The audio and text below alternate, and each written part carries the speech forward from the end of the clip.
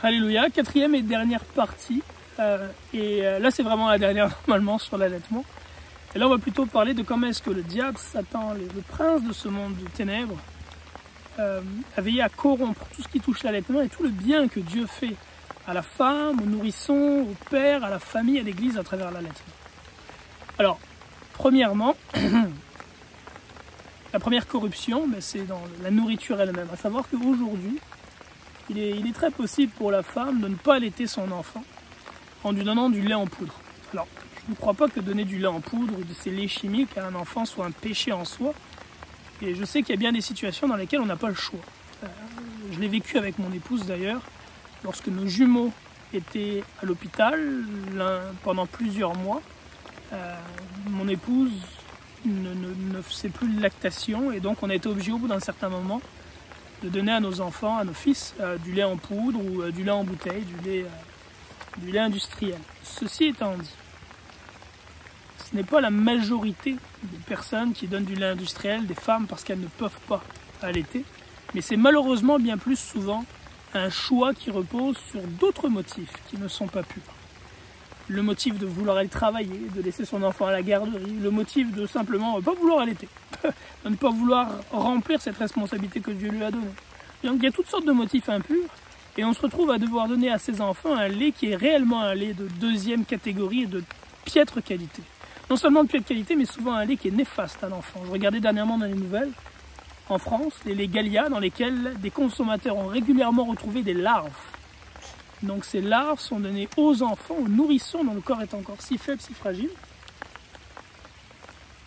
Ils les ingurgitent et Dieu seul sait quel malheur cela peut causer dans le corps des enfants. Il y a aussi le scandale, il y a quelques années, du lait dans lequel il y avait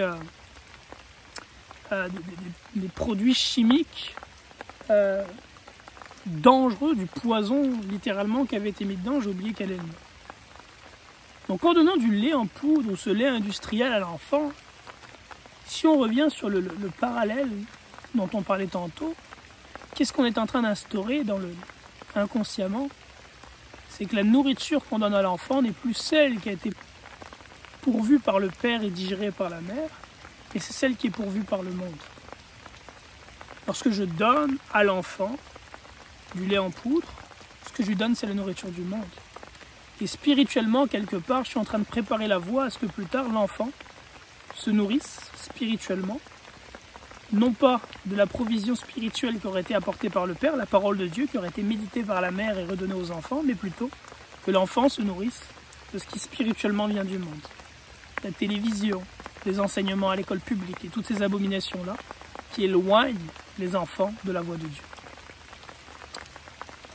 En prenant la voie du lait en poudre et de toutes ces choses-là, bien du coup, ça libère la femme de sa responsabilité d'allaiter et ça lui permet de quitter le lieu auquel elle doit normalement être, le foyer, pour aller dans le monde et faire carrière et abandonner sa responsabilité de mère. La Bible dit que les femmes doivent être keepers at home dans le livre de Tite, donc elles doivent être à la maison, s'occuper de leur foyer.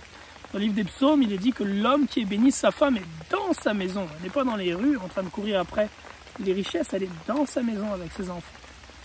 Donc là encore, le fait de ne pas allaiter, en fait, détourne la femme de ses responsabilités, détourne la femme de l'œuvre que Dieu fait dans sa vie aussi en l'amenant à renoncer à elle-même pour se tourner pendant plusieurs mois vers le nourrisson, pour plutôt donc qu'elle puisse continuer à se tourner vers elle-même, vers ses pensées et désirs égoïstes, de faire une carrière, de se faire belle, de se pomponner, de ne penser qu'elle plutôt que de penser au nourrisson, au nouveau-né. D'autres choses que le diable a mis en place, l'allaitement rend normalement la femme beaucoup plus dépendante vis-à-vis de Marie, parce qu'une femme qui allaite ne peut pas travailler en même temps, a priori. Et donc si elle est dépendante du mari, évidemment, elle va être davantage soumise. Je prends l'exemple de ma grand-mère. Ma grand-mère n'a jamais travaillé à l'extérieur du foyer de sa vie. Elle a toujours été dépendante des revenus de mon grand-père, qui fait en sorte que même si des fois elle n'était pas forcément d'accord, parce qu'elle avait besoin de mon grand-père pour vivre, elle préférait se taire et demeurer soumise.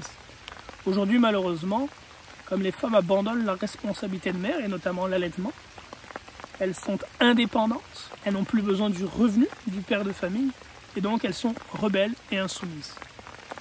Et le diable aide beaucoup là-dedans, notamment en mettant en place les allocations familiales. Que fait-il? Il purge et taxe le revenu des pères de famille. Donc le revenu des pères de famille est pris par le gouvernement et il est redonné aux mères de famille.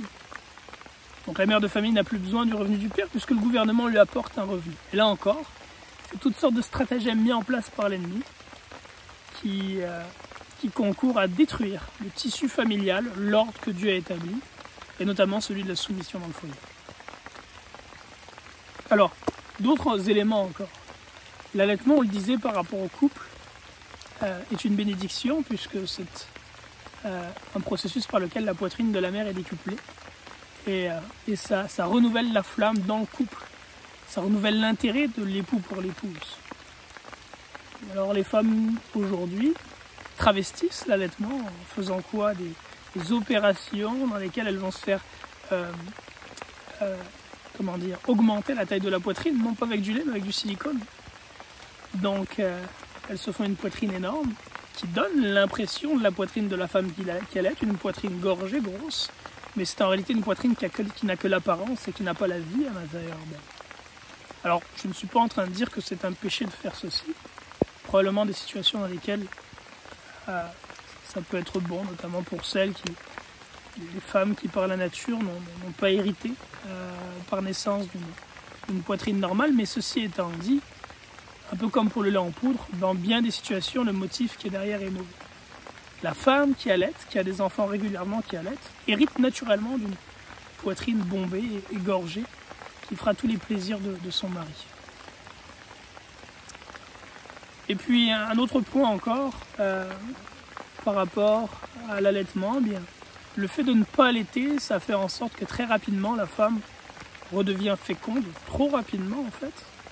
Et là, il y a plusieurs choses qui peuvent se passer. Soit elle retombe enceinte très rapidement et ce rythme effréné de grossesse beaucoup plus rapproché que Dieu ne l'aurait voulu est un poids pour le corps qui est très probablement au-delà de ce qu'il est bon de supporter.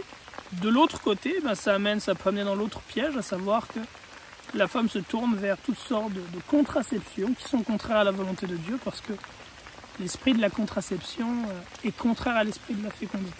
Que ce soit les stérilés, les pilules ou peu importe. Donc il y a dans l'allaitement vraiment un bel équilibre, une belle provision que Dieu apporte dans plein de sphères de la famille chrétienne. Et lorsqu'on abandonne ce processus que Dieu a mis en place, on se retrouve avec toutes sortes de travestissements qui détruisent ici et là comme des petits renards la vigne. Je crois que c'est la volonté du diable que de détruire la culture de l'allaitement. Le processus de l'allaitement, de détruire ce processus-là, et je crois que c'est la volonté de Dieu en revanche qu'on magnifie ce processus qu'il a mis en place, qu'on en tire pleinement tous les bénéfices. Là-dessus, que Dieu vous bénisse abondamment, mes frères et sœurs, et qu'abondent dans les familles chrétiennes des mères qui allaitent généreusement leurs nourrissons. Dans un des livres de la Bible, dans le canon catholique, le livre de Maccabée, je pense, la mère de Maccabée, non pas la mère de Maccabée, mais une mère juive qui parle à l'un de ses fils, qui est sur le point d'être exécuté à cause de sa foi, et elle lui dit de ne pas abandonner, et lui rappelle qu'elle l'a nourri, allaité pendant, je pense, je ne sais plus s'il dit 3 ou 5 ans. Donc tout ceci pour dire que l'allaitement peut durer bien plus que quelques mois. Et là encore, c'est je pense, un des travestissements en fait, que le diable a apporté dans ce siècle. C'est que l'allaitement au temps de Jésus-Christ durait, de ce que je comprends, plusieurs années. Mais aujourd'hui, même pour nos sœurs qui allaitent, c'est juste quelques mois. Et j'ai tendance à croire que la pratique qui était en place du temps de Christ, lui-même, qui a dû probablement allaiter pendant 2-3 ans, est bien meilleure à celle d'aujourd'hui. Alors soyons encouragés à allaiter au nom du Seigneur. Bye bye.